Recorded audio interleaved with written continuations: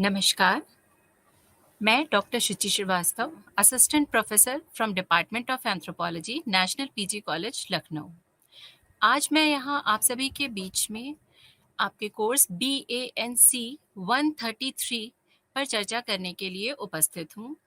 इस कोर्स का टाइटल है fundamentals of social cultural anthropology, सामाजिक सांस्कृतिक मानव शास्त्र के मूल तत्व। ये कोर्स आपका कुल मिला के 4 खंडों में बटा हुआ है। आपका पहला खंड है नेचर एंड स्कोप, प्रकृति और क्षेत्र विस्तार, और इसमें मुख्यतः 3 इकाइयां हैं। इन इकाइयों का जो कंटेंट है वो है सामाजिक और सांस्कृतिक मानव विज्ञान, अर्थ, क्षेत्र और प्रासंगिकता। ये आपकी पहली इकाई है। दूसरी इकाई है सामाजिक और सांस्कृतिक मानव विज्ञान का इतिहास और विकास, और तीसरी है आपकी अन्य शाखाओं एवं विभिन्न अनुशासनों के साथ सामाजिक सांस्कृतिक मानव विज्ञान का संबंध। तो ये आज का कंटेंट है जिस पर हम लोग चर्चा करेंगे। अब जब हम कहते हैं कि सामाजिक सांस्कृतिक मानव विज्ञान, तो ये क्या है? ये मानव विज्ञान की एक मुख्य शाखा है। तो सबसे पहले हमें ये जानने की आवश्यकता है कि मानव विज्ञान क्या है। मानव विज्ञान मानव का विज्ञान है, अर्थात हम यहाँ पर मानव का वैज्ञानिक अध्ययन करते हैं। वैज्ञानिक अध्ययन करने से तात्पर्य क्या है कि हम तथ्यों पर, प्रमाणों पर, लॉजिक पर आधारित मानव का अध्ययन करते हैं। और ये अध्ययन कैसा होता है? समग्र अध्ययन होता है। अर्थात हम मानव एवं मानव जीवन के हर आयाम को मानव वैज्ञानिक अध्ययनों में सम्मिलित करते हैं। और हम ये मान के चलते हैं कि ये जितने भी आयाम हैं, जितने भी पक्ष हैं मानव जीवन के, वो सभी न केवल एक दूसरे से संबंधित हैं, बल्कि एक दूसरे पर निर्भर भी करते हैं। तो ये जो हमारी अप्रोच है, इसको हम होलिस्टिक अप्रोच या समग्रता कहते हैं, और ये सिर्फ हमारे मानव शास्त्र की ही विशेषता होती है। तीसरी बात क्या होती है कि मानव वैज्ञानिक अध्ययन किसी समय या स्थान तक सीमित नहीं होते हैं। जहां पर भी मानव है, वहां पर मानव वैज्ञानिक अध्ययन संभव है। अर्थात जहां से हम मानव के उद्भव की बात करते हैं और तब से लेकर अब तक जितनी भी स्टेजेस रही हैं, या फिर जितने भी तरह के समाज या संस्कृतियां हैं, सभी हमारे मानव वैज्ञानिक अध्ययनों में सम्मिलित होते हैं। तो ओवरऑल अगर हम कहें तो हमारा जो एरिया है वो बहुत ही वास्ट है, बहुत ही व्यापक है। हम कह सकते हैं कि where there is man there is anthropology. जहां पर भी मानव है, वहां पर मानव वैज्ञानिक अध्ययनों की संभावना है। अब अगर हम और अच्छे से इसको कहें तो हम कहते हैं कि मानव विज्ञान जो है वो ये बताता है कि मानव होने का अर्थ क्या है। और वो 3 रूपों में है कि man as Homo sapiens, man as होमो सोशियस, मैन एज होमो favour. Man as Homo sapiens कहने का मतलब हम उसके जैविक पक्ष को यहाँ पर कवर करते हैं। मैन एज होमो सोशियस कहने का मतलब क्या हो जाता है? हम उसके सामाजिक पक्ष को कवर कर रहे हैं।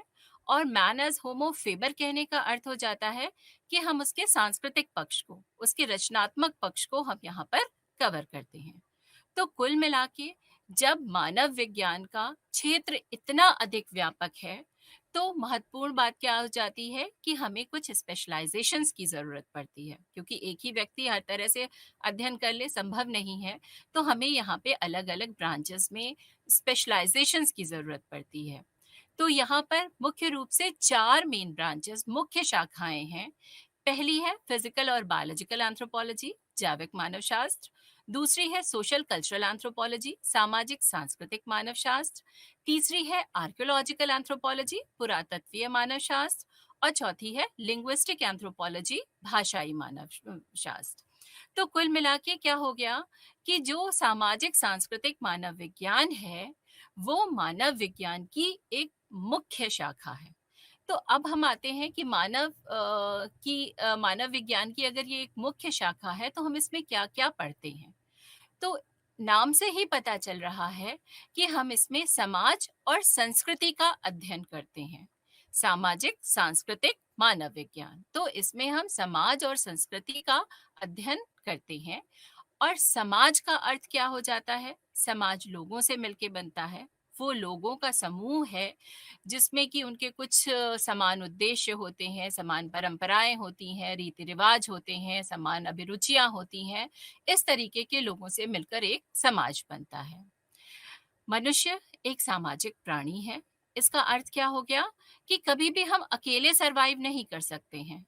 जैसे ही एक बच्चा जन्म लेता है, उसे वहीं से हमेशा ही लोगों की ज़रूरत होती है, माँ-बाप, परिवार, आगे चल के पूरा सामाजिक दायरा, तो उसे लोगों की ज़रूरत होती है, इसीलिए मानव एक सामाजिक प्राणी है।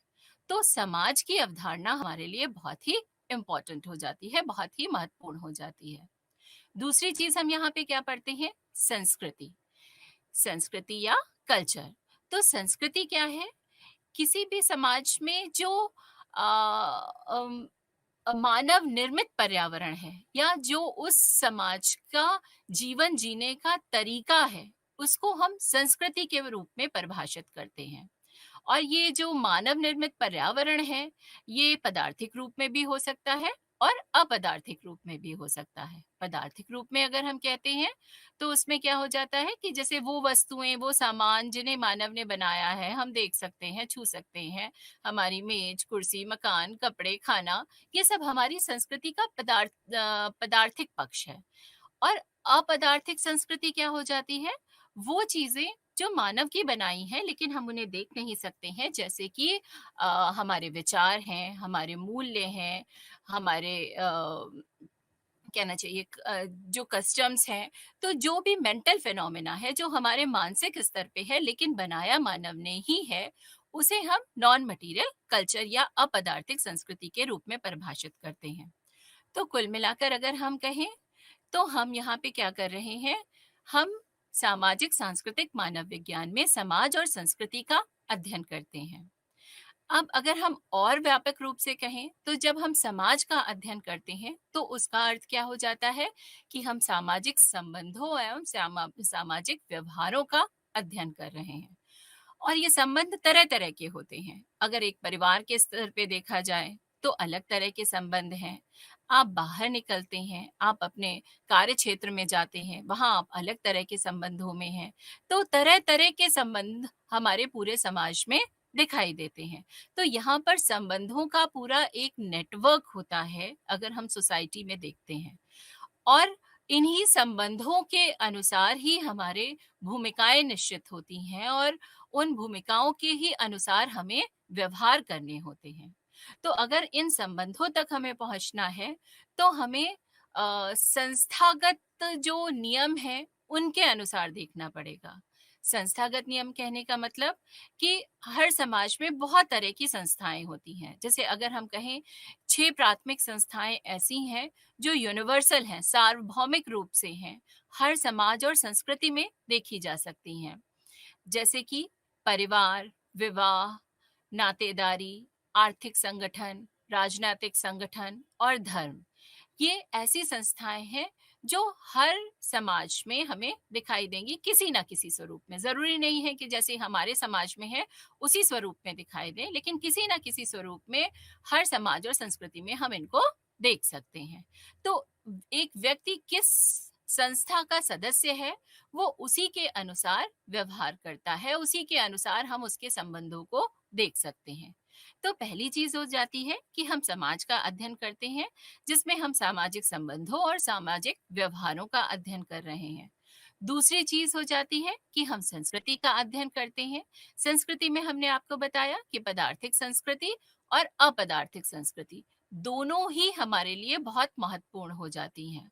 और संस्कृति जो है, वो सिर्फ और सिर्फ मानव की ही विशेषता है। जैसे सामाजिक जीवन तो हमें अन्य प्राणियों में भी दिखाई दे सकता है। जैसे वानर भी हैं, एक समूह बनाकर रहते हैं, उसमें कोई उसका नेतृत्व करता है, माएँ बच्चों को पालती हैं। तो इस तरीके से सामाजिक व्यवहार हमें वहाँ एक बार दिखाई देता है। लेकिन जो संस्कृति है कि हर समूह का अपना कुछ विशिष्ट जीवन जीने का तरीका होगा, वो सिर्फ और सिर्फ मानव की ही विशेषता है। तो ये सांस्कृतिक जीवन का अध्ययन भी हमारे लिए बहुत महत्वपूर्ण हो जाता है, अगर हमें मानव के बारे में जानना है और समझना है। तो कुल मिलाकर सोशल कल्चरल एंथ्रोपोलॉजी जो है, या हम जिसे कहते हैं सामाजिक सांस्कृतिक मानव विज्ञान, उसमें हम समाज और संस्कृति का अध्ययन करते हैं। फिर अब एक तो चीज हो गई कि हमने सामाजिक सांस्कृतिक जीवन का अध्ययन हम करते हैं सोशल कल्चरल एंथ्रोपोलॉजी में। फिर दूसरी बात ये आती है कि जो सामाजिक सांस्कृतिक मानव विज्ञान है, उसमें हम हर तरह के समाज और संस्कृति का अध्ययन करते हैं, चाहे वो जनजातीय समाज हो, चाहे ग्रामीण समाज हो, चाहे शहरी समाज हो, चाहे वो औद्योगिक समाज हो, चाहे धार्मिक केंद्र हो, किसी भी तरह का समाज है, हर तरह के समाज का अध्ययन हम यहाँ पर सम्मिलित करते हैं। और हमारे जो अध्ययन होते हैं वो क्रॉस कल्चरल कंपैरेटिव स्टडीज होती हैं, मतलब हम विभिन्न संस्कृतियों का तुलनात्मक अध्ययन करते हैं। तुलना का अर्थ यहाँ पर ये नहीं है कि हम सुपीरियर इन्फीरियर में बांट रहे हैं। तुलना का अर्थ है कि हम देखते हैं कि विभिन्न संस्कृतियों और समाजों में क्या अंतर है और क्या समानताएं हैं, और उनका कारण क्या है और उनका प्रभाव क्या है। इन समानताओं और भिन्नताओं का कारण और प्रभाव क्या है, तो ये तुलनात्मक अध्ययन हम यहाँ पे करते हैं। फिर अगली बात ये आती है कि हमारे जो भी अध्ययन होते हैं वो समग्रता पर आधारित होते हैं, होलिस्टिक अप्रोच पर आधारित होते हैं। अर्थात हम मानते हैं कि हर पक्ष, सामाजिक सांस्कृतिक जीवन का हर पक्ष आपस में अंतर संबंधित है और एक दूसरे पर निर्भर करता है। जैसे कि अगर हमने कहा कि 6 संस्थाएं हैं जो सार्वभौमिक हैं: परिवार, विवाह, नातेदारी, आर्थिक संगठन, राजनीतिक संगठन और धर्म। तो हम ये देखते हैं कि क्या है, एक में भी कुछ अगर परिवर्तन एक तो ये 6 आपस में पूर्णतः संबंधित हैं, और अगर एक में भी परिवर्तन आएगा तो उसका प्रभाव तुरंत पूरे समाज पर पड़ेगा, पूरे सारे पक्षों पर पड़ेगा। जैसे कि अगर हम इसे एक उदाहरण के द्वारा समझें, तो अगर मान लीजिए कोई समाज है, वो कृषि आधारित समाज है, मतलब उसका आर्थिक आधार कृषि है, तो उसका तुरंत असर उसके परिवार संस्था पे पड़ेगा, क्योंकि लोगों को एक साथ खेतों में काम करने की जरूरत है, वो संयुक्त परिवार को महत्व देंगे, वहां पर संयुक्त परिवार अधिक दिखाई देंगे। जब संयुक्त परिवार अधिक दिखाई देंगे तो तुरंत उसका असर किस पर पड़ेगा? विवाह पर पड़ेगा। विवाह जो है वो परंपरागत रूप से वहां पर हो रहे होंगे।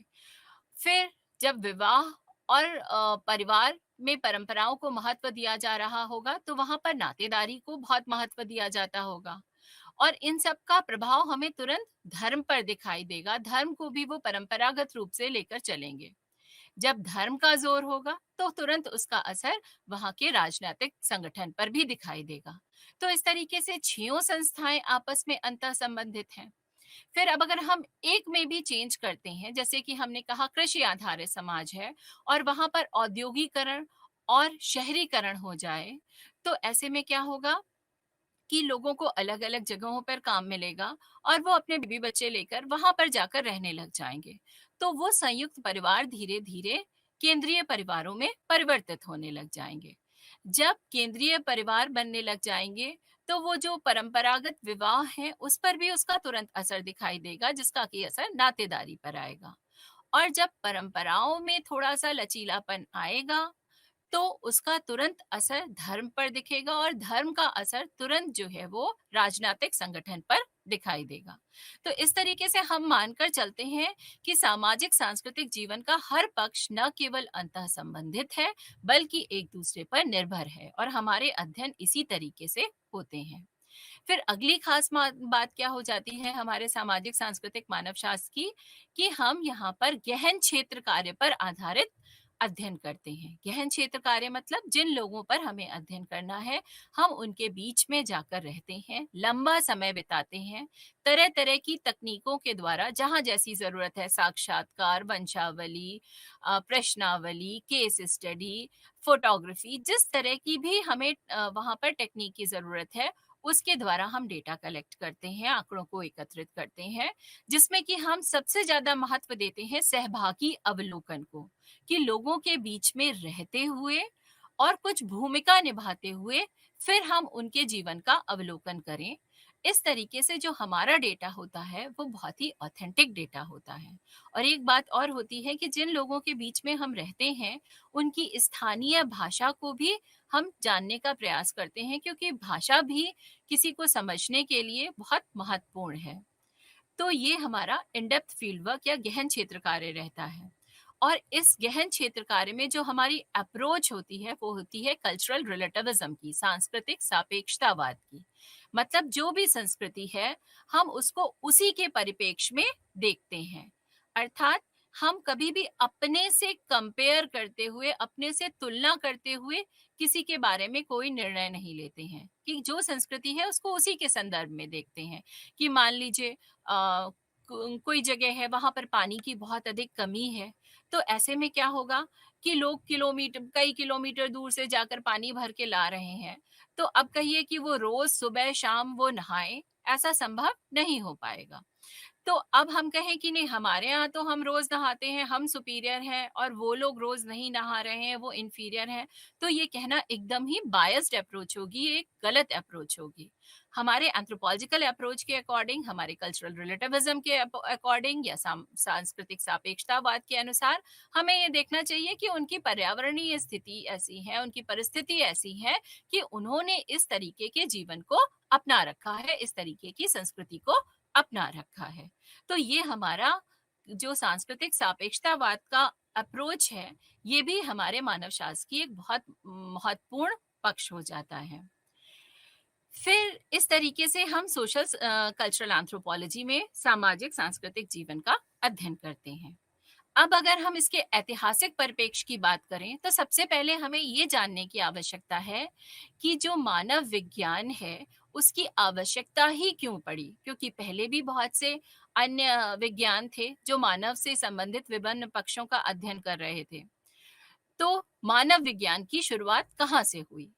तो मानव विज्ञान की जो शुरुआत हुई तो वो दौर था जब डार्विन ने ऑर्गेनिक इवोल्यूशन की थ्योरी दी, जैविक उद्विकास का सिद्धांत दिया, और ये कहा गया कि जो भी प्राणी शरीर है वो उद्विकास की विभिन्न स्तरों से गुजरते हुए आज जो वर्तमान स्वरूप है उस पे पहुंचा है। तो पैरेलली क्या हुआ, जितने भी सामाजिक विद्वान थे, सोशल साइंटिस्ट थे, उन सब ने ये कहा कि जैसे ऑर्गेनिक एवोल्यूशन हुआ है उसी तरीके से जो सामाजिक सांस्कृतिक जीवन है उसमें भी उद्विकास की प्रक्रिया चलती रही है, और उसी का परिणाम हमें वर्तमान समाज दिखाई देता है। तो एक ऐसे प्लेटफॉर्म की जरूरत थी जहां पर मानव उद्विकास, चाहे वो जैविक हो चाहे सामाजिक सांस्कृतिक हो, उसको पढ़ने की आवश्यकता थी। फिर दूसरी बात क्या महत्वपूर्ण थी कि जो वो दौर था जब उपनिवेशवाद का, हम जिसे कह सकते हैं कि जो भी ब्रिटिश समाज था या इस तरीके से जो नेशंस थे वो अपनी कॉलोनीज डेवलप कर रहे थे।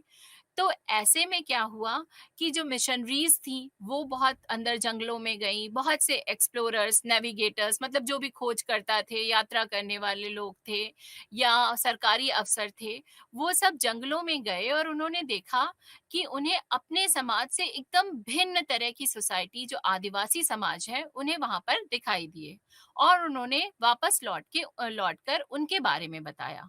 तो लोगों का एक इंटरेस्ट, एक रुचि डेवलप हुई कि हमें इन प्रिमिटिव सोसाइटीज को पढ़ना चाहिए। समाजशास्त्र जो पहले से एक विषय था जो समाज और संस्कृति का अध्ययन कर रहा था, उसमें तब तक उन आदिम समाजों का अध्ययन नहीं किया जा रहा था। वो सिर्फ ये ग्रामीण और शहरी समाजों का, औद्योगिक समाजों का अध्ययन करता था। तो एक ऐसे प्लेटफॉर्म की जरूरत थी जहां पर आदिम समाजों का अध्ययन किया जा सके। फिर जो मानव विविधताएं हैं, चाहे वो शारीरिक रूप से हैं चाहे सामाजिक सांस्कृतिक रूप से हैं, उनका उनको कहीं पर भी नहीं पढ़ा जा रहा था, उनका कहीं पर भी क्रॉस कल्चरल कंपैरिजन नहीं हो रहा था, तुलनात्मक अध्ययन नहीं हो रहा था।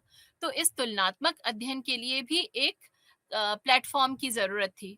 तो ये सब कारण थे जिनकी वजह से मानव शास्त्र की शुरुआत हुई।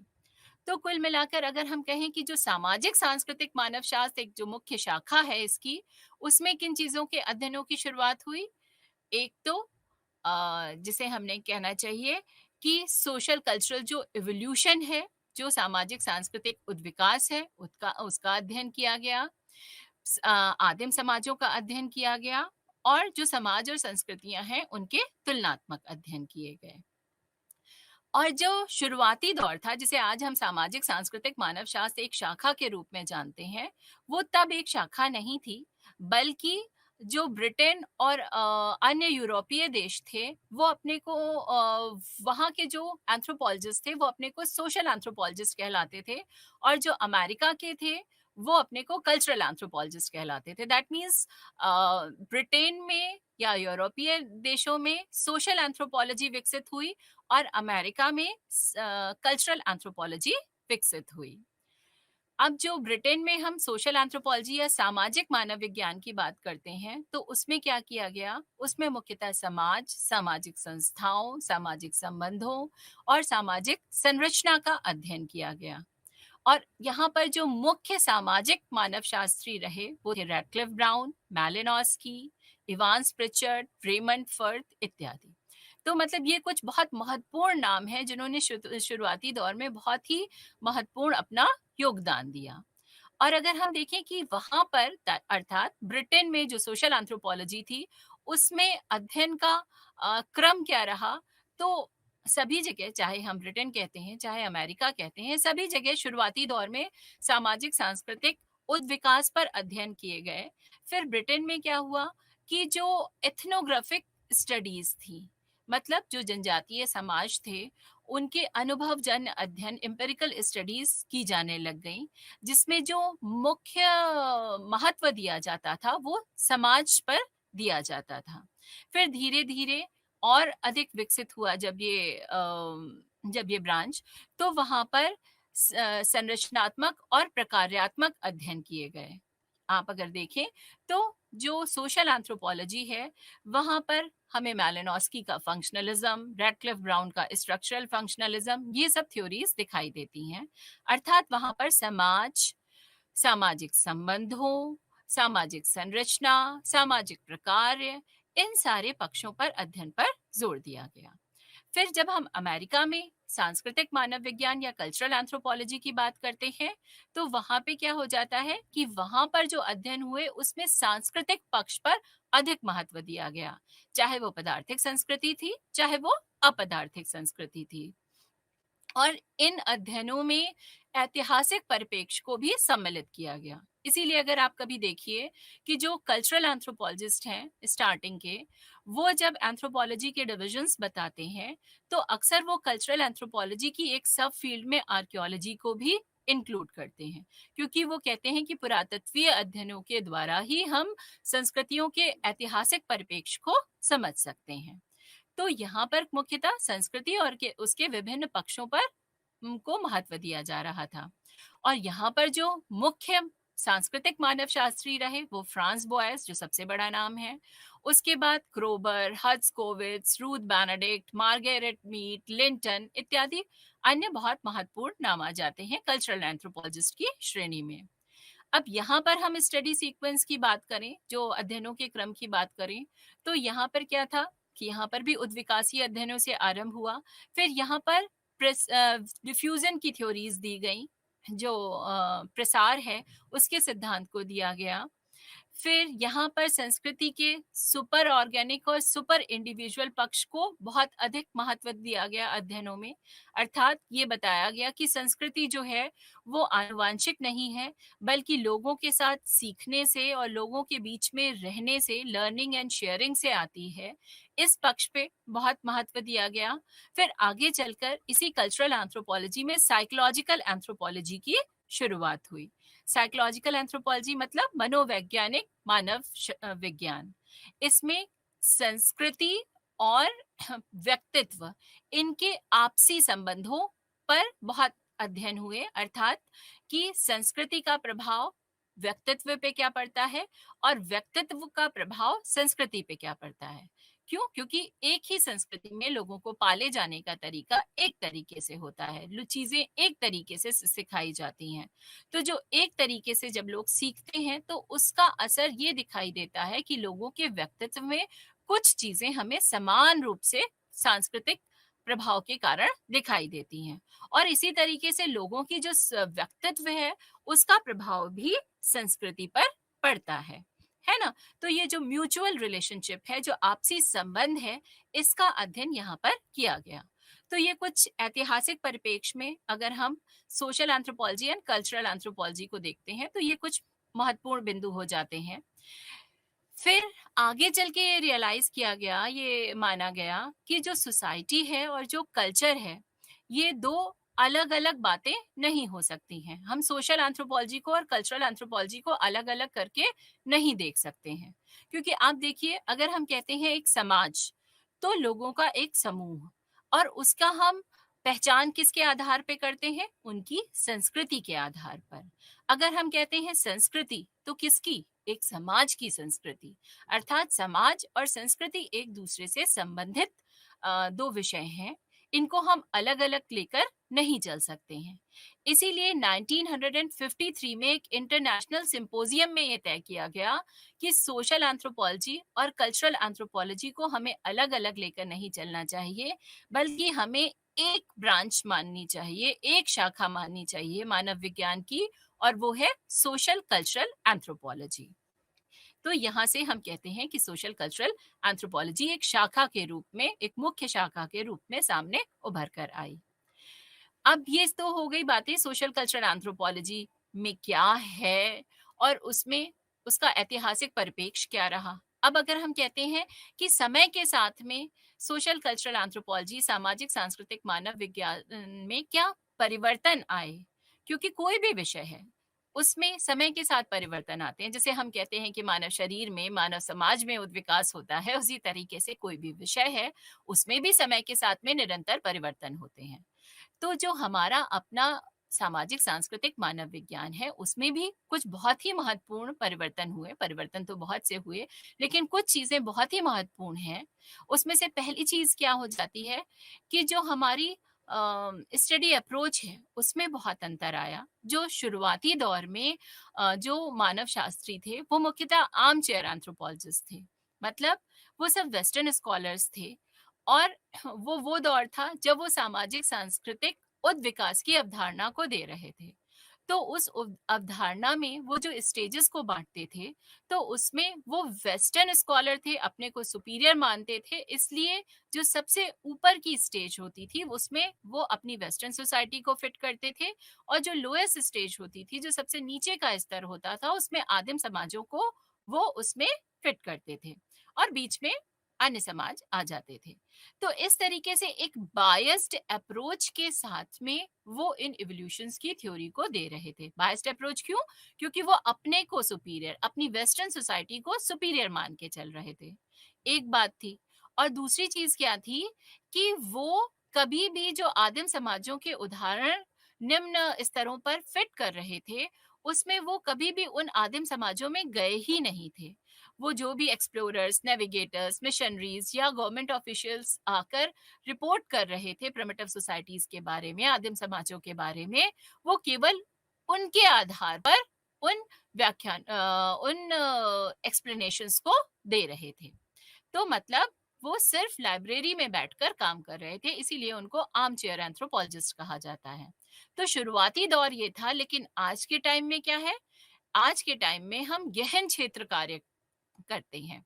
अर्थात हम लोगों के बीच में जाकर रहते हैं, लंबा समय बिताते हैं, विभिन्न तकनीकों द्वारा हम आंकड़ों को एकत्रित करते हैं, हम सहभागी अवलोकन करते हैं, हम भाषाओं को भी सीखते हैं, और इस तरीके से हम गहन क्षेत्र कार्य के द्वारा आज के समय में अपने अध्ययन करते हैं। दूसरा जो महत्वपूर्ण परिवर्तन आया वो ये कि पहले के जो अध्ययन थे वो इथनोसेंट्रिज्म से प्रभावित थे। हमने कहा कि शुरुआत में बायस्ड अप्रोच रहती थी, सुपीरियर इंफीरियर की भावना रहती थी, और उसके साथ में ये अध्ययन किए जा रहे थे। लेकिन आज हम किस पर?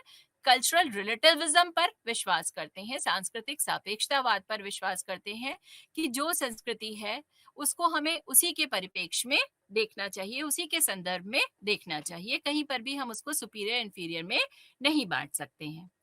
फिर तीसरा महत्वपूर्ण अध्ययन क्या आया कि शुरुआती दौर में सिर्फ प्रिमिटिव सोसाइटीज, आदिम समाजों के अध्ययन किए जा रहे थे। लेकिन समय के साथ क्या परिवर्तन हो गया कि अब हर तरह के समाज के अध्ययन यहाँ पर किए जाते हैं, चाहे वो आदिम समाज हो, चाहे वो ग्रामीण समाज हो, चाहे वो शहरी समाज हो, औद्योगिक समाज हो, धार्मिक केंद्र हो, किसी भी तरह के समाज हो, सबका अध्ययन हम करते हैं। और उसका मुख्य कारण क्या है कि अब तुलनात्मक अध्ययन अगर हमें करना है, तो हम अब पूर्ण रूप से उन तुलनात्मक अध्ययनों को कर सकते हैं, क्योंकि हमारे पास हर तरह के समाज के आंकड़े हैं, तभी एक वास्तविक तुलना संभव है। तो ये परिवर्तन सामाजिक सांस्कृतिक मानव विज्ञान में समय के साथ में आए। तो अब हमने कहा कि हम हर तरह के समाज का अध्ययन करते हैं और ये परिवर्तन भी समय के साथ में आए। जैसे कि पहले क्या था, पहले आदिम समाजों के अध्ययन किए गए, फिर जब वो आदिम समाज बाहरी समाज के कांटेक्ट में आए तो उनमें बहुत सारे परिवर्तन हुए, कुछ सकारात्मक कुछ नकारात्मक। तो वो सारे परिवर्तन क्या हो रहे हैं उनको कवर किया गया। फिर ये देखा गया कि जो कृषक समाज हैं, वो भी सरल समाज हैं, उनके अध्ययनों को भी हमें आदिम समाजों के अध्ययनों के साथ सम्मिलित करना चाहिए। तो वो पीजेंट सोसाइटीज़ या कृषक समाजों के अध्ययन भी सम्मिलित हुए, उनके परिवर्तन सम्मिलित हुए। फिर धीरे-धीरे जो शहरी और औद्योगिक समाज हैं, उनके अध्ययन भी हमारे अध्ययन क्षेत्र में आ गए। तो कुल मिला के हमारा जो एरिया है वो फिर बहुत वास्ट हो गया। और जब बहुत व्यापक एरिया हो गया सोशल कल्चरल एंथ्रोपोलॉजी का, तो हमें यहाँ पर वापस कुछ स्पेशलाइजेशंस की जरूरत हो गई। तो जो हम स्पेशलाइजेशंस की बात करते हैं या सब ब्रांचेस की बात करते हैं, तो वो बहुत सारी हैं, जिसमें से हम आपको मुख्य क्या है उनके विषय में बताते हैं। तो जो सबसे पहली है इकोनॉमिक एंथ्रोपोलॉजी, जिसमें हम विभिन्न समाजों के आर्थिक संगठनों का तुलनात्मक अध्ययन करते हैं होलिस्टिक अप्रोच के साथ में। और जो हमारा मुख्य कहना चाहिए फोकस होता है वो आदिम समाजों की आर्थिक क्रियाओं पर होता है, क्योंकि वही आधार बनाते हैं, क्योंकि वहीं से हम देखते हैं कि कैसे लोगों ने अपनी आवश्यकताओं को परिभाषित किया और किस तरीके से अपनी जरूरतों को पूरा करना शुरू किया। फिर दूसरा आता है पॉलिटिकल एंथ्रोपोलॉजी या राजनीतिक मानव विज्ञान, जिसमें कि हम विभिन्न समाजों के जो राजनीतिक संगठन हैं उनके तुलनात्मक अध्ययन करते हैं। यहाँ पर भी हमारी अप्रोच होलिस्टिक अप्रोच होती है और यहाँ पर भी हम आदिम समाजों के आर्थिक संगठनों राजनीतिक संगठनों को ज्यादा महत्व दे रहे हैं, क्योंकि हम फिर यही कहेंगे कि वो आधार है। फिर नेक्स्ट ब्रांच आती है या सब ब्रांच कह लीजिए, इकोलॉजिकल एंथ्रोपोलॉजी, जिसे हम पारिस्थितिकीय मानव विज्ञान कहते हैं। इसमें हम संस्कृति और जो उसका जो पर्यावरण है, मानव पर्यावरण है, उसके अंतः संबंध की चर्चा करते हैं। मतलब कि संस्कृति किस तरीके से पर्यावरण को प्रभावित करती है और जो पूरा पर्यावरण है वो किस तरीके से संस्कृति को प्रभावित करता है। दोनों की आपसी म्यूचुअल रिलेशनशिप क्या है उसका अध्ययन हम यहाँ पर करते हैं। फिर नेक्स्ट आता है डेमोग्राफिक एंथ्रोपोलॉजी, जिसे हम कह सकते हैं जनसांख्यिकीय मानव विज्ञान। तो उसमें हम जो जनसांख्यिकीय आंकड़े हैं उसको मानव शास्त्रीय परिप्रेक्ष्य में देखते हैं, अर्थात केवल आंकड़ों तक सीमित नहीं रहते हैं। हम ये भी देखते हैं कि उसका कारण क्या है और उसका प्रभाव भी क्या है। जैसे कि कहीं पर अगर हम कहें स्त्री पुरुष अनुपात में बहुत अंतर है, तो खाली हम यहाँ तक सीमित नहीं रहेंगे कि बहुत अंतर है। हम ये देखेंगे कि उन अंतरों का कारण क्या है। हो सकता है कि वहां पे कभी कन्या भ्रूण हत्या जैसी कुछ प्रचलन रहे हो, इसलिए स्त्री पुरुष में अंतर आ गया है। तो उन कारणों तक हम पहुंचने का प्रयास करते हैं और फिर जो भी जनसांख्यिकीय आंकड़े हैं उनका प्रभाव क्या है हम उसको भी जानने का प्रयास करते हैं। फिर अगला है साइकोलॉजिकल एंथ्रोपोलॉजी, मनोवैज्ञानिक मानव विज्ञान, जिसमें कि हम संस्कृति और व्यक्तित्व के आपसी संबंध का अध्ययन करते हैं। अगला आपका आता है सिंबॉलिक एंथ्रोपोलॉजी। जो हमारी संस्कृति है उसमें बहुत से साइंस सिंबल्स हैं, जिनका हर संस्कृति विशेष में कुछ विशेष महत्व होता है।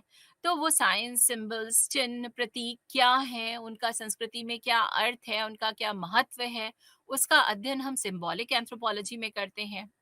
फिर अगला है स्ट्रक्चरल एंथ्रोपोलॉजी, संरचनात्मक मानव विज्ञान, जिसमें कि जो सामाजिक सांस्कृतिक मानव विज्ञान है उसके सैद्धांतिक पक्ष को हम कवर करते हैं। जो भी थ्योरीज दी गई हैं उनको हम यहाँ पर कवर करते हैं।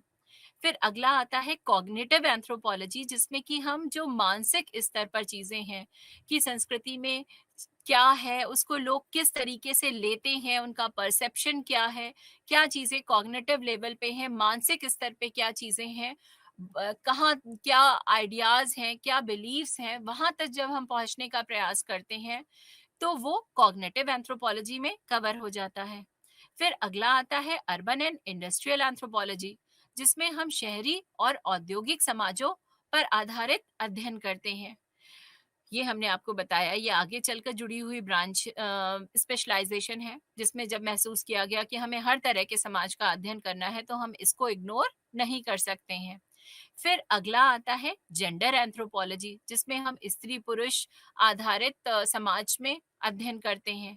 फिर अगला है मेडिकल एंथ्रोपोलॉजी। मेडिकल नाम से लगता है कि जैसे ये बायोलॉजिकल कॉन्सेप्ट है, जैविक अवधारणा है, लेकिन जब हम मानव शास्त्र में इसको लेते हैं तो हम जितना इसको जैविक अवधारणा मानते हैं उतना ही हम इसके सामाजिक सांस्कृतिक पक्ष को भी महत्व देते हैं कि अगर कोई बीमारी है तो क्या उसके बायोलॉजिकल रीजंस हैं और क्या उसका बायोलॉजिकल ट्रीटमेंट है। उसके साथ साथ हम ये भी देखते हैं कि समाज में उससे संबंधित क्या मान्यताएं हैं, क्या प्रचलन है, उपचार के क्या तरीके हैं, किस तरीके से सामाजिक सांस्कृतिक रूप से हेल्थ केयर की जा रही है। ये सब बहुत महत्वपूर्ण हो जाता है क्योंकि हमारी संस्कृति की ये जो प्रचलन है, अक्सर इनके पीछे कुछ छुपे हुए लॉजिक्स होते हैं, रीजन होते हैं, और उन सामाजिक सांस्कृतिक अध्ययनों के द्वारा हम उन तक पहुंच पाते हैं। फिर अगली ब्रांच हो जाती है visual and media anthropology. Visual and media anthropology मतलब कि किस तरीके से हम फोटोग्राफी एंड वीडियोग्राफी के द्वारा हम समाज एवं संस्कृति के पदार्थिक पक्ष को कवर करते हैं और कैसे हम मीडिया के द्वारा उसको बहुत लोगों तक पहुंचाते हैं। तो इसमें समय के साथ में बहुत सारे क्या परिवर्तन हुए हैं, क्या इसका प्रभाव है, वो सब हम विजुअल एंड मीडिया एंथ्रोपोलॉजी में कवर करते हैं। अगला है मैनेजमेंट एंथ्रोपोलॉजी, प्रबंधन मानव विज्ञान। जो प्रबंधन है उसमें मानव विज्ञान का बहुत ही महत्व है क्योंकि हमारी जो अप्रोच है वो होलिस्टिक अप्रोच है। हम किसी भी चीज को, किसी भी समस्या को हर पक्ष के साथ में जोड़ते हैं तो हम ज्यादा गहनता से उसको जान पाते हैं। इसलिए अगर उसका प्रबंधन करना है तो सबसे अच्छे तरीके से हम कर सकते हैं। इसीलिए जो बिजनेस मैनेजमेंट है या टूरिज्म मैनेजमेंट है या डिजास्टर मैनेजमेंट है, इन सब जगहों पर जो मैनेजमेंट एंथ्रोपोलॉजी है वो बहुत महत्वपूर्ण हो जाती है। फिर अगला आता है डेवलपमेंट एंथ्रोपोलॉजी, जिसे हम कहते हैं विकासात्मक मानव विज्ञान। तो जो विकास मानव विज्ञान है, इसमें किस तरीके से सामाजिक सांस्कृतिक मानव वैज्ञानिक विकास की क्रियाओं में अपना योगदान दे सकते हैं। जो पॉलिसी मेकिंग है, प्लानिंग है, किस तरीके से वो कंट्रीब्यूट कर सकते हैं। क्यों? क्योंकि जो सामाजिक सांस्कृतिक मानव विज्ञान वैज्ञानिक हैं, वो समाज को जमीनी स्तर पर समझते हैं। क्यों? क्योंकि वो इन डेप्थ फील्ड वर्क कर रहे हैं, इसलिए होलिस्टिक अप्रोच के साथ में कर रहे हैं, इसलिए और सांस्कृतिक सापेक्षतावाद के साथ में संस्कृतियों को देख रहे हैं, इसलिए। तो कुल मिला के जब हम संस्कृति को बहुत गहनता से जानते हैं, समझते हैं, तो विकास में हम बहुत महत्वपूर्ण योगदान दे सकते हैं। तो ये कुछ वर्तमान समय में जो सोशल कल्चरल एंथ्रोपोलॉजी के मुख्य क्षेत्र हो जाते हैं, वो ये हो गए। फिर अब हम कहते हैं कि हर विषय में कुछ व्यवहारिक पक्ष होता है, एप्लीकेशन का एस्पेक्ट होता है। तो यहाँ पर हमने जैसे कि बताया कि जो सोशल कल्चरल एंथ्रोपोलॉजिस्ट हैं वो प्लानिंग में, पॉलिसी मेकिंग में, जो प्रोग्राम्स हैं उनके इम्प्लीमेंटेशन में, मतलब कार्यक्रमों के क्रियान्वयन में, हर जगह अपना कंट्रीब्यूशन दे सकते हैं। साथ ही साथ वो जो ट्राइबल सोसाइटीज़ हैं, जो वीकर सेक्शंस हैं, उनके लिए एडवोकेसी भी कर सकते हैं क्योंकि वो अपनी बातों को सामने अगर नहीं ला पा रहे हैं तो जो मानव वैज्ञानिक जो उनको बहुत गहराई से जान रहा है, उनकी संस्कृति, उनकी समस्याओं तक पहुंच पा रहा है, वो उनकी बातों को, उनकी समस्याओं को लाकर आगे रख सकता है। तो ये हमारे अप्लाइड एस्पेक्ट्स हो जाते हैं। फिर अगर हम कहते हैं कि हम कहाँ-कहाँ काम कर सकते हैं, तो हम इस तरीके के व्यवहारिक कार्य कहाँ पे कर सकते हैं, तो चाहे गवर्नमेंट है, हम उसके साथ भी सरकार के जो पॉलिसी मेकिंग है, प्लानिंग है, उसमें भी हम कंट्रीब्यूट कर सकते हैं, या अन्य संस्थाएँ जैसे कि एनजीओज़ इस डायरेक्शन में काम करती है, तो करते हैं, तो उसमें भी हम अपना बहुत महत्वपूर्ण योगदान एक सामाजिक सांस्कृतिक मानव वैज्ञानिक के रूप में दे सकते हैं। तो ये सब अप्लाइड एस्पेक्ट्स हो जाते हैं। अब ये हो गया हमारा सामाजिक सांस्कृतिक मानव विज्ञान। अब अगर हम इसके ऐतिहासिक परिप्रेक्ष्य को भारत में देखते हैं तो वो क्या रहा है, ये भी बहुत महत्वपूर्ण है।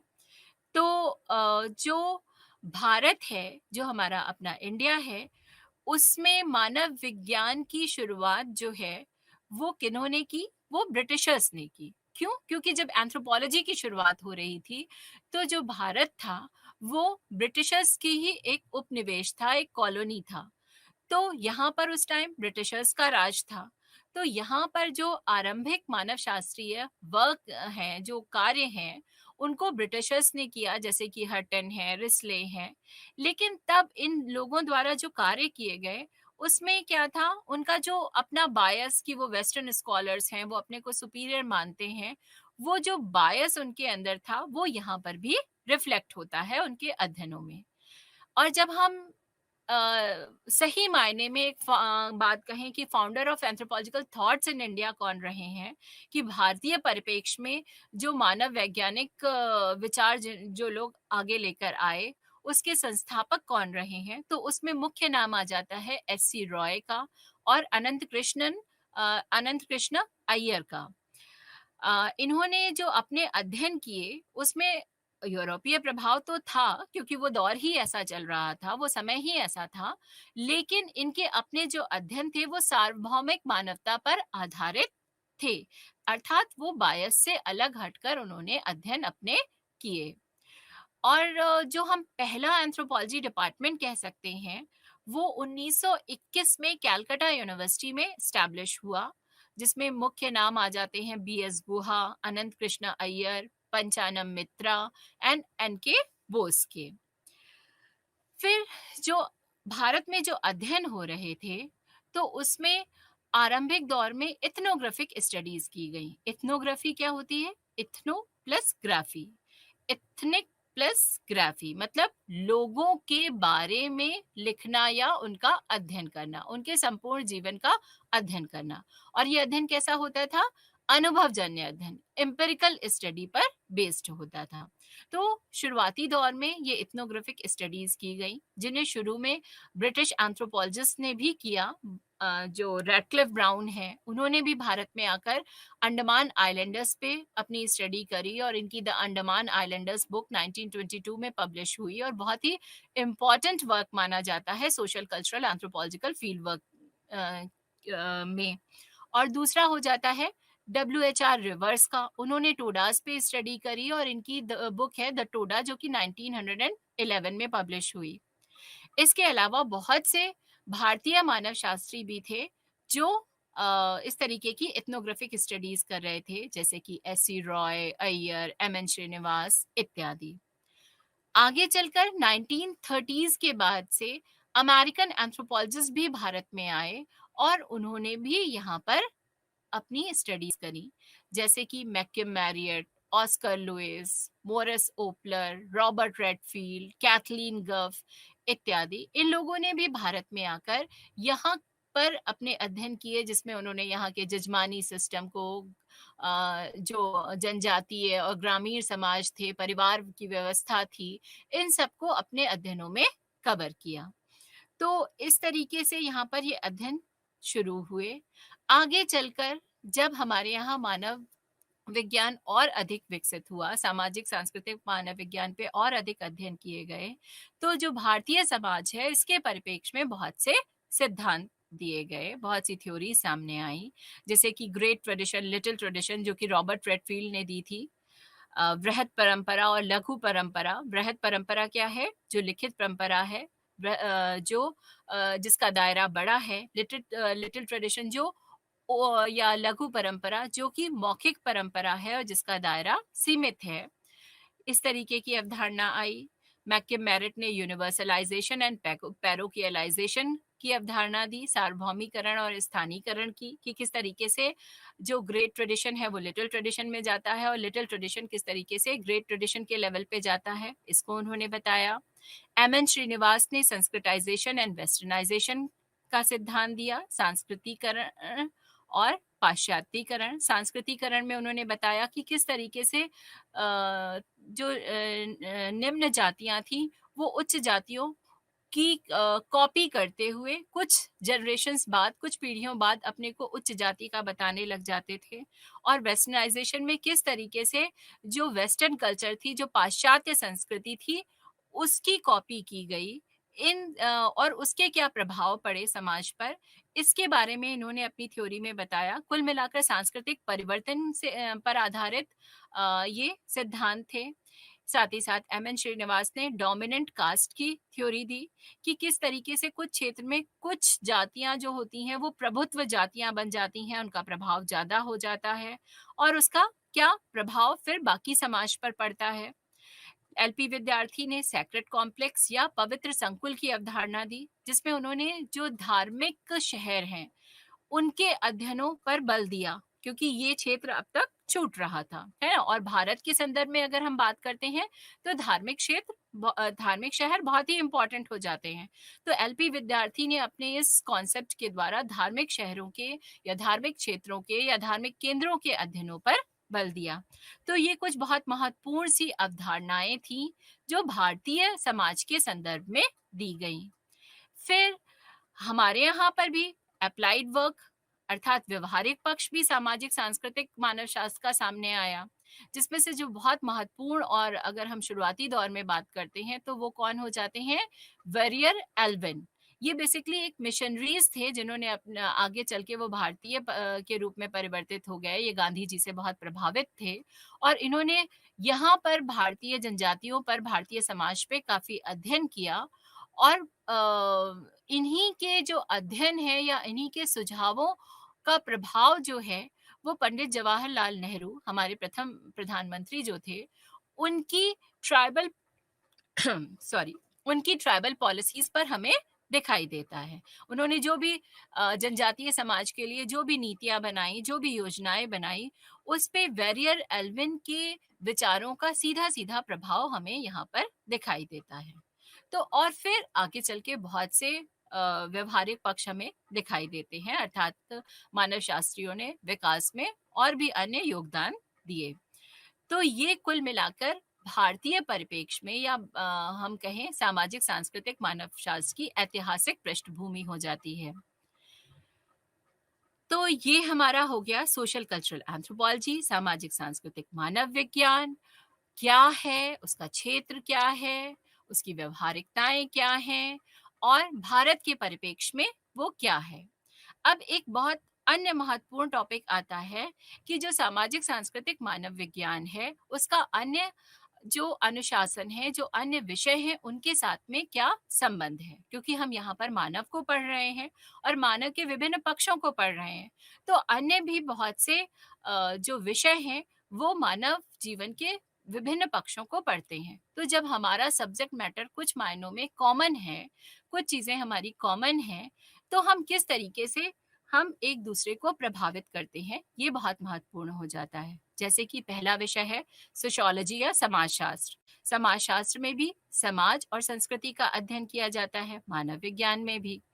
लेकिन क्या है, सोशियोलॉजिस्ट जो हैं वो अधिकतर ग्रामीण, शहरी, औद्योगिक समाजों के अध्ययन को महत्व देते हैं। और हमारे यहाँ जो हम हर तरह के समाजों का अध्ययन कर रहे हैं, तुलनात्मक अध्ययन कर रहे हैं, लेकिन हम सबसे ज्यादा महत्व आदिम समाजों के अध्ययन को हमेशा से देते रहे हैं। तो हमें जब अन्य समाजों को पढ़ना था या पढ़ना है, ग्रामीण समाजों या औद्योगिक समाजों को, तो हमें जब शुरुआत करनी है तो हमें जो समाजशास्त्रीय सिद्धांत हैं उनको भी देखना पड़ता है, क्योंकि वो भी एक तरीके के वैज्ञानिक अध्ययन है और हमें उनको भी आधार बनाना पड़ता है अपने आगे के अध्ययनों में। इसी तरीके से जो समाजशास्त्री हैं वो जब आदिम समाजों को पढ़ते हैं तो उन्हें मानव शास्त्रीय ज्ञान को रेफर करना पड़ता है। फिर हम कहते हैं जो साइकोलॉजी है या मनोविज्ञान है, उसमें मानव मस्तिष्क, मानव व्यक्तित्व का अध्ययन किया जाता है, जबकि हमारी साइकोलॉजिकल एंथ्रोपोलॉजी में व्यक्तित्व और संस्कृति के अंतर संबंध का अध्ययन किया जाता है। तो जब हमें व्यक्तित्व का निर्धारण करना है तो हमें ऐसे में क्या है, हमें मनोवैज्ञानिक अध्ययनों को आधार बनाना पड़ता है। उनके क्या टूल्स हैं, उनके क्या मेथड है, हमें उन्हें भी देखना पड़ता है। इसी तरीके से जो साइकोलॉजिस्ट हैं उन्हें जब किसी व्यक्ति विशेष पर संस्कृति का क्या प्रभाव है, इसको देखना है, तो वो मानव वैज्ञानिक अध्ययनों को अपना आधार बना सकते हैं। फिर अगला विषय आता है हिस्ट्री या इतिहास। तो वहाँ पे क्या हो जाता है कि हिस्ट्री में हम जो अतीत के समाज हैं, हमारे भूतकाल में जो समाज रहे हैं, उनका अध्ययन करते हैं। और यहाँ पर हम कहते हैं कि हम सोशल कल्चरल एंथ्रोपोलॉजी में जब कंपैरेटिव स्टडी करते हैं, तुलनात्मक अध्ययन करते हैं, तो हम उनका ऐतिहासिक परिप्रेक्ष्य भी लेकर चलते हैं। तो इस ऐतिहासिक परिप्रेक्ष्य को जानने के लिए हमें इतिहास विषय की भी सहायता लेनी पड़ती है। इसी तरीके से इतिहास विषय में भी अगर उन्हें आदिम समाजों के बारे में जानना है, तो वो हमारे विषय को रेफर कर सकते हैं। फिर अगला आता है इकोनॉमिक्स या आर्थिक सॉरी इकोनॉमिक्स। तो हमारा क्या है, आर्थिक मानव विज्ञान यानी कि इकोनॉमिक एंथ्रोपोलॉजी। तो इकोनॉमिक एंथ्रोपोलॉजी में हम क्या करते हैं, हम डिफरेंट सोसाइटीज की कंपैरेटिव स्टडी कर रहे हैं, उनके इकोनॉमिक ऑर्गेनाइजेशंस की। और इकोनॉमिक्स में क्या है कि आर्थिक संगठनों का ही अध्ययन हो रहा है। तो हमें यहाँ पर इकोनॉमिक एंथ्रोपोलॉजी में इकोनॉमिक्स की थ्योरीज हमारे लिए हेल्पफुल होती हैं। इसी तरह से इकोनॉमिस्ट को अगर इन आर्थिक क्रियाओं के आधार तक पहुंचना है, इनकी शुरुआत तक पहुंचना है, इनके बेसिक प्रिंसिपल्स तक पहुंचना है, तो वो हमारी स्टडीज को रेफर कर सकते हैं। फिर अगला आता है पॉलिटिकल साइंस या राजनीति शास्त्र। और यहाँ पर हम क्या पढ़ते हैं, पॉलिटिकल एंथ्रोपोलॉजी, राजनैतिक मानव विज्ञान। तो राजनीति शास्त्र में भी राजनीतिक संगठनों का अध्ययन होता है, और हमारे राजनैतिक मानव विज्ञान में भी हम राजनैतिक संगठनों का तुलनात्मक अध्ययन करते हैं। तो हमें यहाँ पर अपने अध्ययनों के लिए जो राजनीति शास्त्र के सिद्धांत हैं, हम उनको भी देख सकते हैं, उनको आधार बना सकते हैं। और जब पॉलिटिकल साइंस में उन्हें बेसिक कहना चाहिए जो पॉलिटिकल इंस्टिंक्ट्स रहे हैं ह्यूमन के, उन तक पहुंचना है, तो उसके लिए वो हमारे पॉलिटिकल एंथ्रोपोलॉजी को रेफर कर सकते हैं। फिर अगला है मैनेजमेंट स्टडीज, प्रबंधन अध्ययन जो है, उसमें मानव विज्ञान बहुत महत्वपूर्ण है। हमने आपको पहले ही बताया, क्योंकि हम होलिस्टिक अप्रोच कल्चरल रिलेटिविज्म के साथ में अध्ययन करते हैं।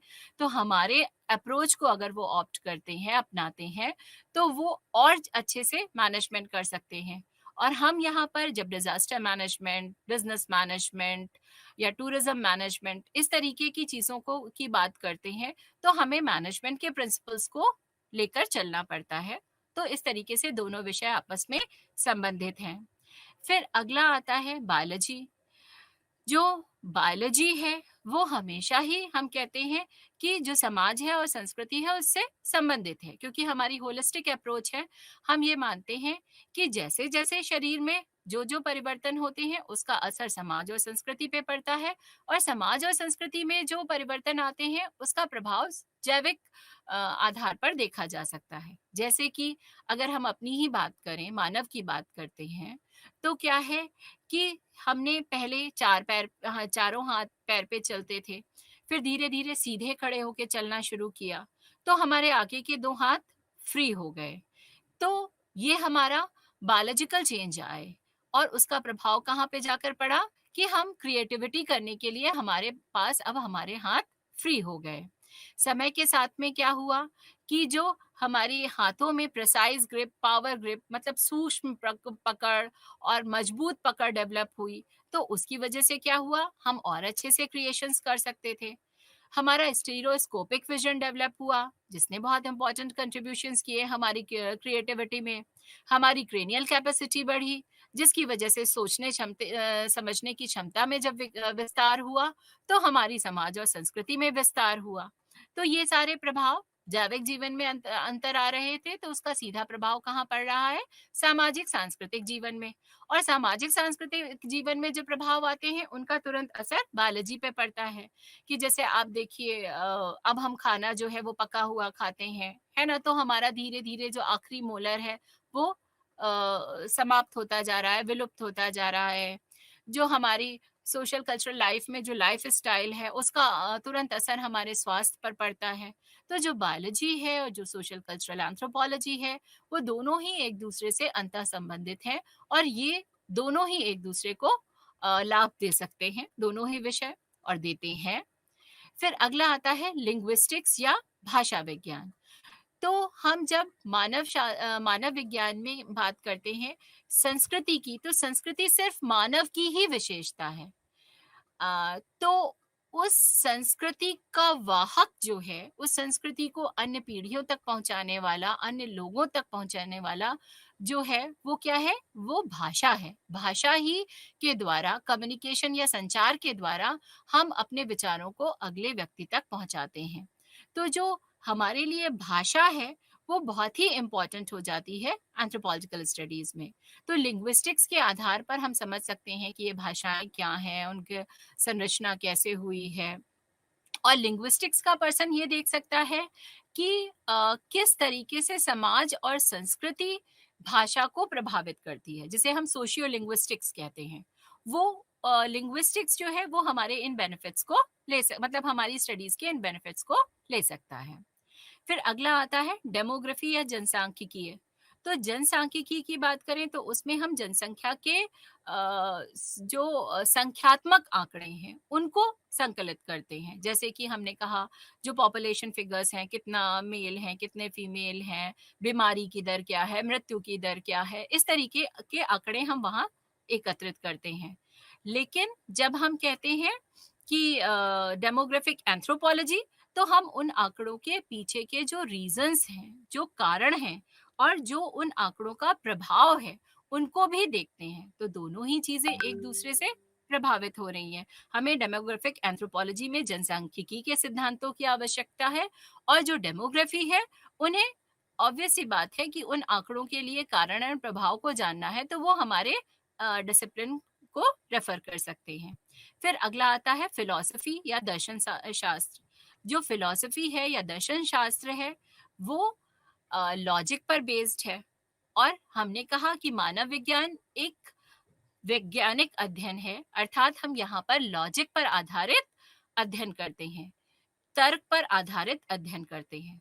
तो यहाँ पर ये जो लॉजिक है, ये जो तर्क है, हम दोनों में ही कॉमन है। तो इस तरीके से हम दोनों एक दूसरे को प्रभावित करते हैं। फिर अगला आता है कल्चरल स्टडीज, जो कि हमारे लिए बहुत ही इम्पोर्टेंट है। कल्चरल स्टडीज में विभिन्न संस्कृतियों का अध्ययन किया जाता है और यहाँ मानव शास्त्र में हम सोसाइटी एंड कल्चर की स्टडी सोशल कल्चरल एंथ्रोपोलॉजी में करते हैं। तो इस तरीके से ये दोनों एक दूसरे को प्रभावित कर रहे हैं। तो जितने भी विषय हैं उनमें हमारा सब्जेक्ट मैटर कॉमन है, इसलिए कहीं ना कहीं हमें एक दूसरे के सिद्धांतों को, एक दूसरे की पद्धतियों को किसी ना किसी लेवल पे आकर रेफर करना पड़ता है। और इस तरीके से ये जो विषय है वो सामाजिक सांस्कृतिक मानव शास्त्र से संबंधित हैं और हमें इनकी आवश्यकता है और इन्हें हमारी आवश्यकता है। और हमारी आवश्यकता हर जगह क्यों है? क्योंकि हमारा अपना होलिस्टिक अप्रोच, वो जो हमारा होलिस्टिक अप्रोच है उसकी वजह से हम हर विषय को जितनी गहनता से समझ पाते हैं वो कोई अन्य नहीं समझ सकता है।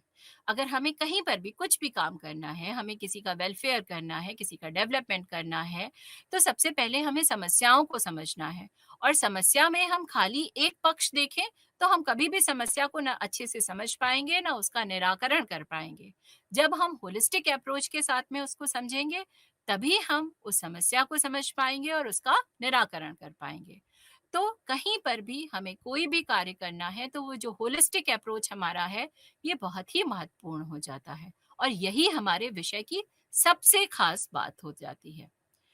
तो इस तरीके से आज हम लोगों ने सामाजिक सांस्कृतिक मानव विज्ञान पूरा कवर किया है। उसका मतलब उसका नेचर एंड स्कोप, प्रकृति और क्षेत्र क्या है। आशा है कि सभी अवधारणाएं आपको समझ में आई होंगी। इसी के साथ मैं अपने लेक्चर को यहीं पर समाप्त करती हूँ। नमस्कार।